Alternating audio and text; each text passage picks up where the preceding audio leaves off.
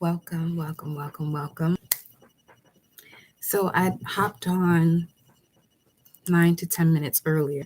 Wanted to start to say the clap, but there's something else I do have to do. However,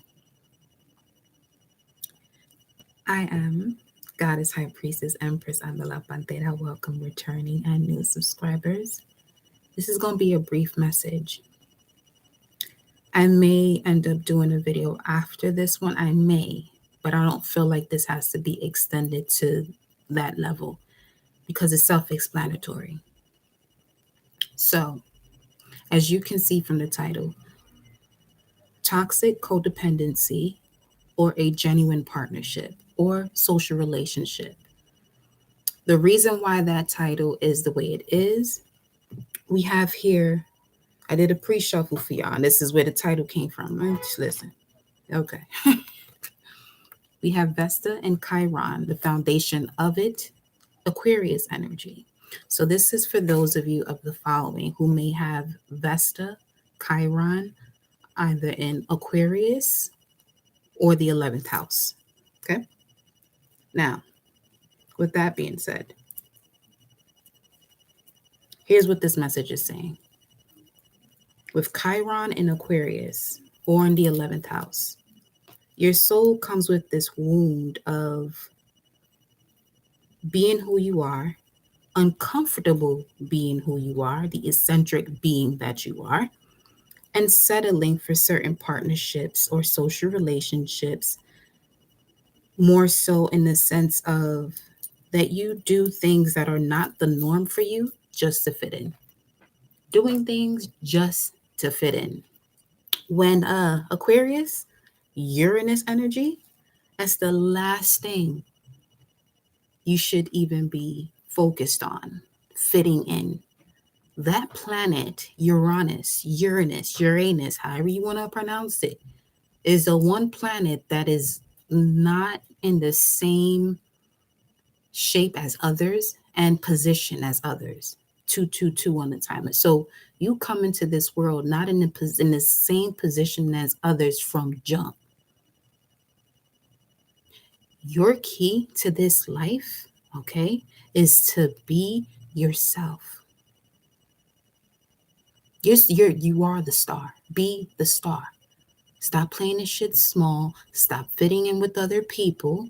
And the moment that you do that, you're now going to see what was hidden or what was beneath the surface because you were fitting in. Welcome, Goddess Fatima. So, and I say that for the following reasons. Under this card, what do you have? The 12th house. And mind you, this is the third time that Chiron has come up, and it's ideal that it does because we are in the first decan of Pisces, which is the 8 of Cups, walking away from what no longer serves you. As of tomorrow, it'll be in the 9 of Cups energy, Jupiter and Pisces. However, Jupiter and Venus will be conjunct tomorrow. So this is opening up, amazing opportunities for you to experience love or experience in the external realm or in your material realm things that you value. So if you're not being yourself and you put a lot of work into being around those that are, being around those that you have to fit in or making yourself fit in, just know you're about to expand that. So from right now in this message, it doesn't matter if this is a whole nother time that you're watching this video. Stop fucking fitting in to make people love you. Fuck alike. Get around people that love you. Stop fitting in. Be your eccentric self. That's what you came here to do. Aquarius 11th house is very futuristic. There's a lot of things I know Aquarius, that others are not going to know. So don't let anybody in this world put you down because what you know they don't understand. They have yet to catch up to the knowledge, the knowing that you have. And you have had many lifetimes, 444, where you had to experience certain situations in order for you to truly see the knowledge that you have to apply it, which now means you're making wiser decisions or taking wise action. You know what I'm saying? Under that, you got 11th house. See what I'm saying? So this is you discovering the mystery about yourself, where you may have been playing yourself, okay, and not being that eccentric being that you are naturally, that you naturally are. I get it though, with Vesta and Chiron coming out here as the primary messages. With Vesta speaks of your sacred spiritual center. So Vesta in Aquarius vibes is someone that has to be around other people. You're highly spiritual, but you really benefit being around others. But you got to make sure that these people that you around actually love and respect you. Loyalty don't mean shit to me if there is no respect. Because everything in this world is about an ebb and flow. There's cycles to it all. And as far as Uranus or Aquarius energy, 11th house vibes being eccentric is because it knows that. The polar opposite to Aquarius is Leo. Okay? So everything you know has to do with your connection to your heart space, as well as trusting your solar plexus, which is your gut instinct. Some of you already know how people move around you when you start to really step up and be yourself. Pay attention to that. Pay attention to when people get uncomfortable around you. If they're unable to have a conversation, that's the last time you need to be around this type of frequency, because there are people that could be uncomfortable around you, but they are willing and ballsy enough to have a conversation with you. But those who are not and sitting here celebrating you, but then go around behind your back and start talking some shit, watch that. Okay? See, one thing over this way, if there's anything I ever say about anyone, I'm making sure I'm telling that person first. Because there's nothing I'm going to tell somebody else that this person don't know. And that's even if anybody else needs to know, period. Okay. So under the 11th house, you got the 7th house. So again, speaking of the area of your life that has to do with partnerships, one-on-one partnerships, you have gotten enough feedback. You have gone through enough confrontation to one, see who you are, know who you are, and move based on what you know who you are. Because guess what? The area of your life, when it comes to your possessions and your finances, is crowning its entire message right now. So some of you are in a state where you could be struggling financially. That's your fault. You want to know why? Because you're surrounding yourself around people who don't support you, and you keep asking them for support. I get it. Been there too. But there comes a point where you got to stop doing that. And for some of you, it's hard for you to stop doing that. Why? Because these are people that you may be related to, or you've invested so much time into. Let me tell you something. You have so much more ahead of you, and you focusing on the past, this is where you start to fall into this spiral of depression. It ain't worth it, obviously. If the mood has to plummet to that degree, stay balanced. The yin and the yang. The universal law says that whatever rises has to fall, whatever falls has to rise. That does not mean good or bad. So whoever the fuck made that up, you better get the change in your mindset based off of that universal law. Make it real simple for yourself, because it is. Humanity has been taught to complicate things day in and day out. And another thing about patience, we all have it. It's not something you have to learn. Because if that's the case, imagine what the heart would do. Imagine what the heart would do.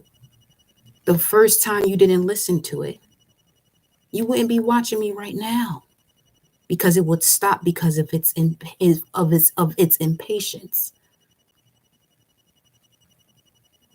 But that's something within this vessel, within this physical vessel, flesh and bone, that you have to reconnect with when it comes to the centers within you. When we speak of cosmic frequency, the most cosmic things that are already in your body are your organs. And you have several black holes. Ears, nose, everywhere that's a black hole of the body. Reestablish what's already there. Enough with the excuses. Be weird. Be weird. You being weird literally mean that's an actual um room. I think that's connected to Lagos. Probably not. Let me just look at it. Let me find this. That's why I said we're not gonna be long on this one. It's self-explanatory.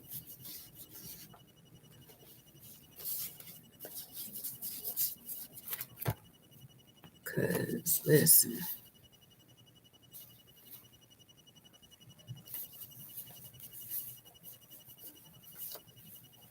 It's time, y'all. It's really time to do what empowers you. Be the version of yourself that is empowered.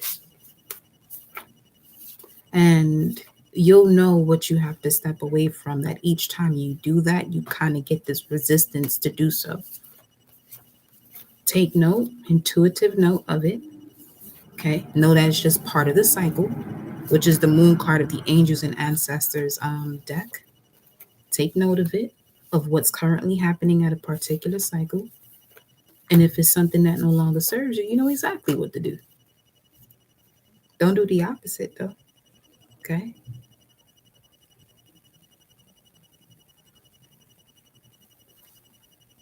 Let's see.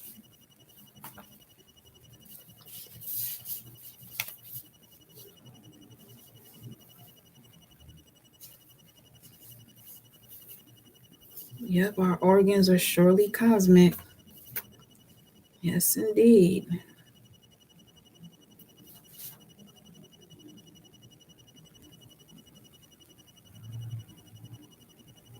And the conductor of them is connected to the medulla oblongata, which has to do with blood circulation and breathing. We don't got to focus on that; it just happens. That's quite divine, quite divine. And now those are some of the things that we take for granted. Enough of that. Enough of that. So much you take it for granted. It's not you all, but if that's you, you know who you are. But so much is taken for granted in the sense that you allow people to what we would call get on your nerves. Pay attention to what that actually means. Get on your nerves, your nervous system. This is Virgo energy, Mercury energy. That means if they get on your nerves, you're allowing them to be in your mind and control you. Simple as that. Okay, Hagalaz. Whoa. Okay. The word weird is in this rune of Hagalaz, which speaks of destructive forces of nature, elemental, and hail. And hail is seen as the pearls of God, like when it snows, but when it snows from the creator, it's hail. And you know what happens after that? A storm, tornado, changing shit up immediately, but destroying it to create change. Man, listen.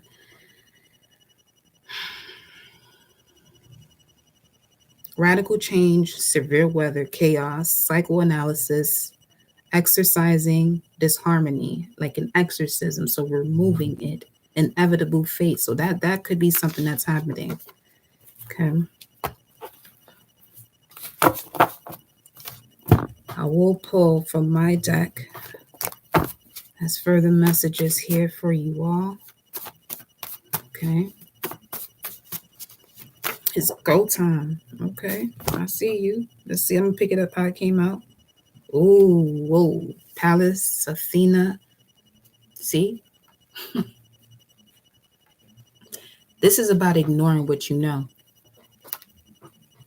Now I'm gonna have to pull some tarot cards on that one. Ignoring what you know. That's the art of war. Pallas Athena speaks of the art of war. The spear and the shield. Some of you are getting signs of synchronicities, like on different trucks, someone's shirt or song where you may hear spear and shield. You may be seeing owls, olive trees could be significant, or you could be craving olives. That's the Pallas version of yourself, Athena version of yourself that's saying tap in, to this art of war and this wisdom you have to handle this situation. That's one thing about us in this Pisces season and then approaching the full moon in Virgo on the 7th of March at the same time that Saturn goes into Pisces. Virgo and Pisces are polar opposites. The moon and Saturn, that's like the mother and the crone. Listen, you can get a gift or you're going to get your ass a whole nother lesson. And this ain't the lesson you want to be playing in. Okay, so allow whatever. This is a moment where you may be seeing 333. I just saw 1533. You may be seeing, you may be having a tower moment. Embrace these tower moments that are approaching you between now and this full moon in Virgo and Saturn goes into Pisces on the 7th of March. Embrace it, because that's exactly what's going to get you to the shift that you have to get to. That's, for some of you, has been long overdue. For others, you were waiting for this particular moment but didn't realize it. Others, you have realized it. So there's different groups. Okay, you could be seeing a lot more serpents in the dream state. Look, I love to see it. Victory and success. We have the soulmate card with the 6 of Cups, victory and success from the past. And here we have the past showing up as Saturn and Leo. We just talked about Saturn and Pisces. Now, with this being in Leo, this is speaking about the wisdom that you've gained from the challenges that you've had when it came to trusting your gut instinct, when it came to your own creativity. So here's what you also want to do. You want to look into your Chiron. See the sign and see that degree that is connected to the sign, because that degree, this is where you would definitely benefit from booking it personally. But if you already know how to operate with the charts, obviously I operate with them differently, but listen, it'll tell you a lot. I know, for instance, from my chart, like I have Chiron and Cancer in the 12th house, which is another reason why I go about the messages the way I do, because my biggest wound comes from the womb space, the root chakra, and this in the 12th house, it speaks of a lot of ancestral karma from the beginning of the bloodline, wherever that is. I'm only saying wherever that is because I'm on here. However, but with it being at 5 degrees, now this is really speaking of Leo energy. So I can look at my sun sign and I can see exactly where and what I have to pay attention to when it comes to people that are actually against me, but they say that they love me and support me. So when it comes to that 5 degree, I'm going to look at my sun sign, and the way my sun sign is set up is more so about my purpose, being in the limelight, being in front of people, talking to people, motivating people, and people who do not like that, get the fuck away from me, because I got a Mars in Aries. That's all I'm saying. You see what I'm saying? So it that's where, for me personally, astrology or natal charts has really helped me in terms of the way I would express my anger. Because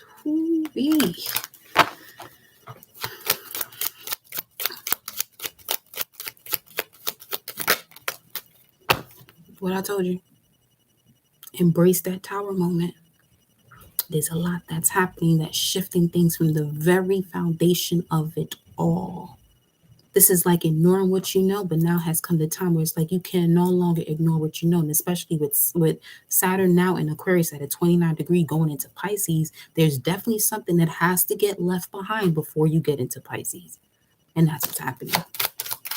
Oh, you didn't cut the cord? Okay, the universe said, I'm going to cut it for you. So this could be a breakup. This could be a loss of a job. Some of you may sit here and get, you may have to move out of nowhere. Listen, it's for a reason, because this is exactly what you have to leave behind.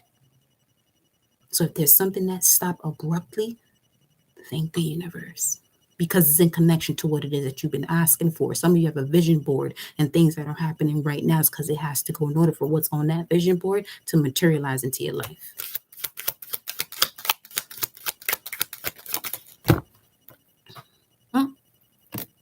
Leo, polar opposite, Aquarius and Leo right here. This is about you now taming that beast within. Just that was the perfect example that I just gave you. I know how I can use my energy where I can just think about shit and just do what I want. But to whom much is given, much is required. I'm not here to do that because literally everyone in my life has been a fuckhead, is what I like to call it. You know what I'm saying? Before my awakening, everybody that once I realized I've awakened, I realized that everyone in my life has been a fuckhead. They were designed specifically, when I say fuckhead, they were designed specifically to show me the head that's on this motherfucking shoulders of mine. I ain't mad at y'all. Thank you. Thank you. And this also leads to, for some of y'all, where you may notice that there's certain things you have to do, like letting go of certain people or situations.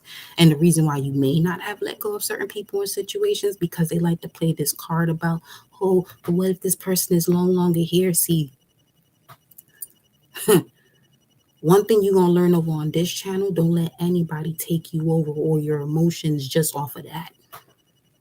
Because what this spiritual journey is going to show you, if you're really doing the shadow work, what's going to happen is, and I tell people this, depending on the situation when we're doing a personal, if you're going through a situation with somebody, picture them in a casket. Can you handle that? Are you ready to let go to that extent?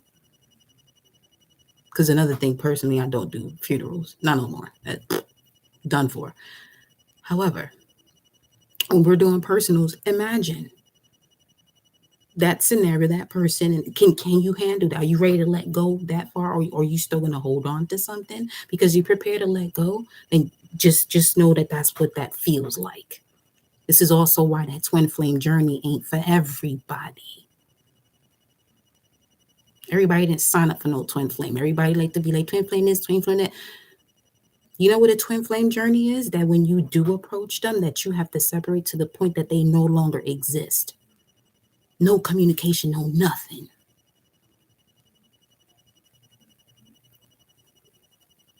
This is Earth School for a reason. Why do you think they have so many different rules that are not actually connected to the universal law?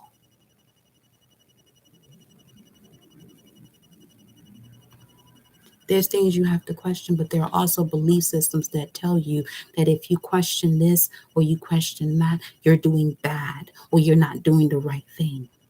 But universal law doesn't speak of right or wrong or good or bad. It speaks of what rises has to fall, what fall has to rise. Simple as that. So now when you got people coming to you and telling you all this kind of shit to fuck with your head as to why you shouldn't leave, let me tell you something. You sit there and let them take the reins of your mind, body, and spirit. That's up to you. It's literally up to you.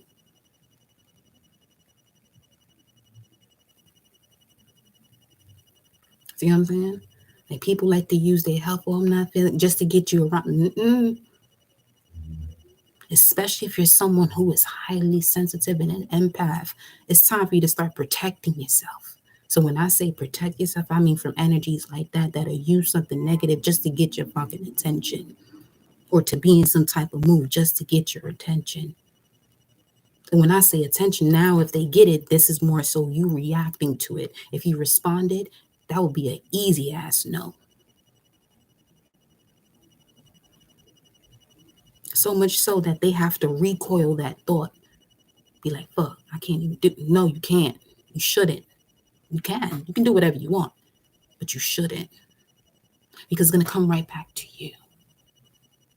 And instead of you handling the situation, whatever codependency or wounds that you have about being with self and you can't be with yourself, you're better off handling it from the very first instance it shows up to you as an issue than getting somebody else to see you or understand you. So now you see why I tell you, no one is here to understand you but yourself.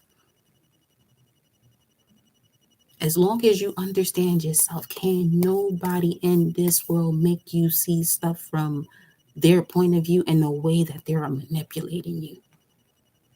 Ever. Now we got the Hangman here at the bottom of the deck while this Strength card came up. Pisces, Aquarius, Leo. All this energy is here that we just talked about. What else? Whew. That was a Wheel of Fortune but it went back in. I feel like the way that happens, like the divine just wanted me to tell y'all it's on it. There we go. 8:15. That's 7 of Wands. It's putting up a barrier for you. Whew. It's putting up a barrier for you when it comes to these cycles that you have yet to close.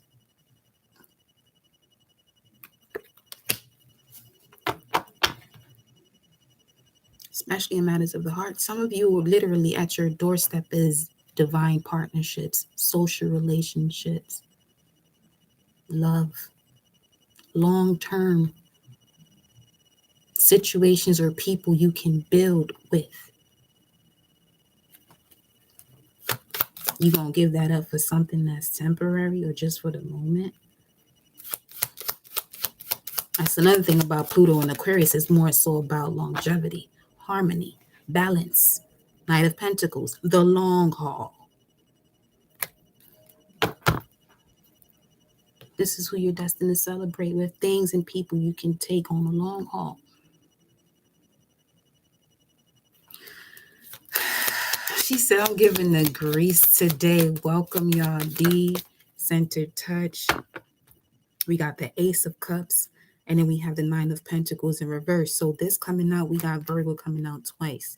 We got Venus and Virgo. So it's like when it came to your core values of putting the work in to make others feel comfortable, it's time for you to bring all of that purification back into your own cup. It's time for you to give yourself the W. You have already crossed that road. For some of you, it's about 5 times.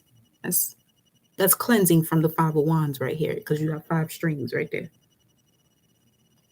Okay. Some of you could be seeing like these are raindrops, but it's looking to me like leaves falling around you. But we're not in the season so much, depending on where you're located, where you're seeing leaves, but you're seeing things that you would normally see in another season on, from your peripheral vision. Something about that.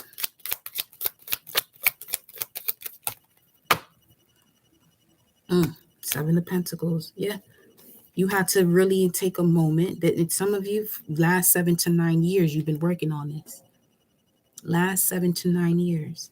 You've been doing a lot of back and forth here, especially in the areas of work. So some of you may have Pluto in the 6th, where you may have issues at work because you want power. You're a powerful being.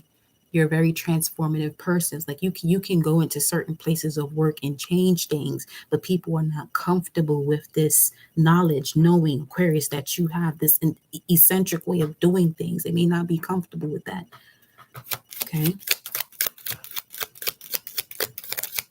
But it's time to move on. Yep. Mercury and Aquarius, I'm telling you. Some of you communicate in a way, that's a whole yes. Some of you communicate in a way that people know exactly what you're saying, but because it's coming from you, it's the problem. Get away from those people. Get away from those people. That arguing, I feel like that arguing phase on this planet, the planet is done with that. The planet is done with that. There we go. Yep.